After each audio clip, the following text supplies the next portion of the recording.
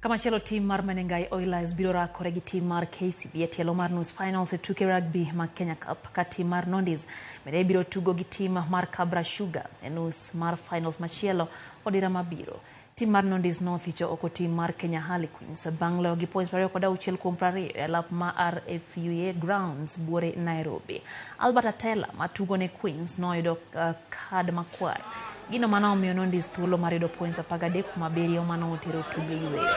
Bang' jotugo wuok e yweyo, Nondis noyudo tries kokalo kuom jotugo Meshak Tun, Steve Odhiambo kaachiel gi Fred Shisia ma biro bedo nus final mokwongo ne tim mar Nondis bang' higni 10. E tugo machielo, tim mar Menengai Oilers oloyo tim mar Black Blades point 26-12 ka loch ma kamano miyogi thuolo mar rakore gi jobengi ma KCB e nus finals.